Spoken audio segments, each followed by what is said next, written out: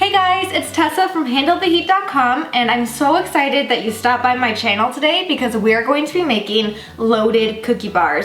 These cookie bars are ultra thick and chewy and loaded with candy. Today I'm using Oreos, Reese's, and pretzel M&Ms, but you can use whatever's your favorite, whatever you have on hand. These bars are outrageously good, and even better, they're absolutely perfect for using up any leftover Halloween candy. Best of all, they require no stand mixer, no chilling, no scooping and rolling. They're super easy, but I'm going to be showing you every tip and trick along the way for making super moist, chewy, just perfect cookie bars. So let's get started. So today's video is going to be a little bit different. I thought I'd change things up a little bit and actually talk to you on camera throughout the entire video instead of doing my usual voiceover style. So if you like this style better where I'm on camera, be sure to let me know in the comments below. Also, if you hear any noises in the background, we are filming live basically. It's really just me here. I have my oven on and I have my two dogs wandering around, so if you hear some noises, that's probably what it is. Like right there, that's my dog going out the dog door, and they always seem to be the loudest when I start filming. So anyways, with these cookie bars, the reason they don't require a stand mixer or an electric mixer to beat the butter and sugar together is because we're actually starting with melted butter. I have 2 sticks of unsalted butter, which I've just melted in the microwave. And the reason we're using melted butter, besides the fact that it makes them that much easier, is because melted butter actually gives the cookie bars a final kind of more chewy, gooey, and more like a brownie texture. It's nice and rich and fudgy. So I've got my melted butter here. I'm going to be adding brown sugar and granulated sugar. And I'm actually using only half a cup of granulated sugar and 1 1/4 cups of brown sugar. And the reason I'm using way more brown sugar than granulated sugar is because the brown sugar is going to give moisture to my cookie bars, and it's going to make them nice and moist and chewy, and it gives them that butterscotch flavor that brown sugar gives to baked goods, so they're gonna be extra delicious. And I prefer to use dark brown sugar because I think it gives that extra oomph of butterscotch flavor that I just love. So you can use light brown sugar if that's all you have though, that's fine. So I'm just gonna give this a nice stir.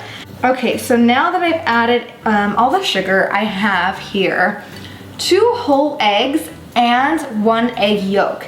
And the reason that I've added in the egg yolk is again because the extra protein in the egg yolk is going to help give my cookie bars a nice chewy texture and kind of like a rich, more chewy texture. It's just gonna be that much better.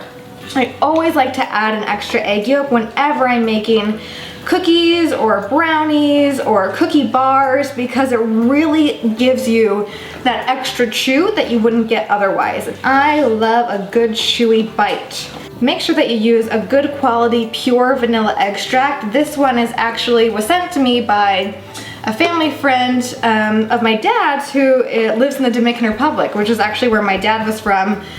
I know, total surprise, I'm like the whitest person ever, but this vanilla is the bomb. It's so good. So right here I have 1 1/2 cups of all-purpose flour and 1 cup of bread flour. And I actually weighed this out because I like to weigh my flour. It's so easy to mismeasure flour, and that can really screw up your entire recipe. So I have a kitchen scale that I just always use when I'm baking, and I'll include in the recipe link below.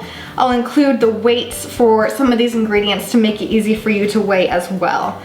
And again, the reason that I'm using all-purpose flour and bread flour is because the bread flour has that extra protein. It's going to help the gluten form in this recipe and give a nice chewy bite there.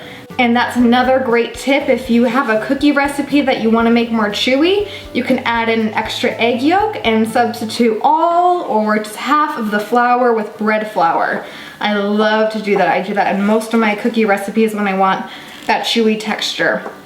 So I'm just stirring this all together, and now I'm going to add in my leavener, and I'm only using baking soda today because I don't want these bars to rise too much. I want them to stay kind of a little bit dense and fudgy, not too much though, so I'm just adding in 1 teaspoon of baking soda.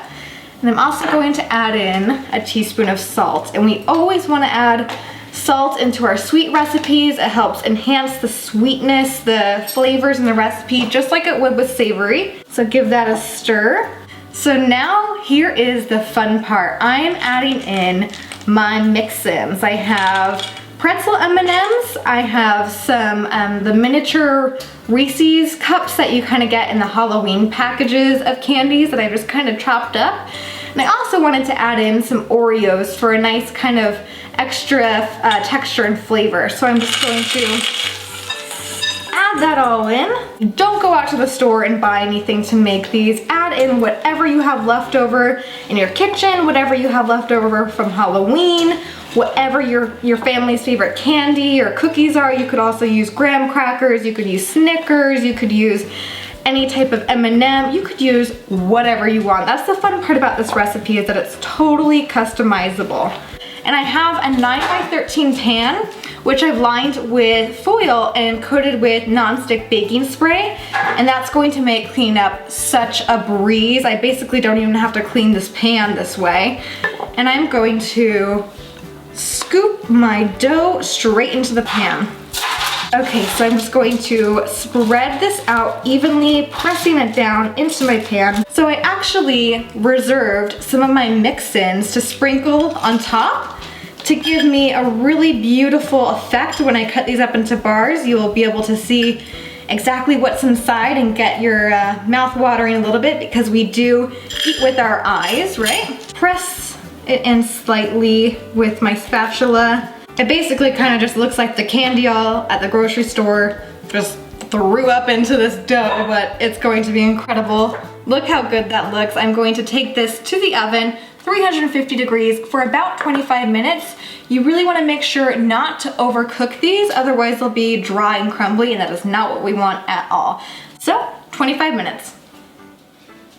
Okay, you guys, I just took my cookie bars out of the oven. They smell incredible and they look amazing too. I'm going to let them cool on this rack completely before I cut them into bars, so that way my bars are really nice and clean and beautiful and you can see everything that's inside.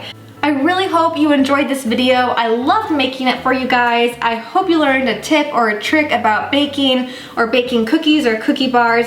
If you know someone who would love this recipe, I would so appreciate it if you'd share this video with your friends. Give it a thumbs up. Don't forget to subscribe to my channel and leave me a comment below and let me know what you thought of this video and what you'd like to see next time. I appreciate you guys watching so much, and I'll catch you around with another food video soon.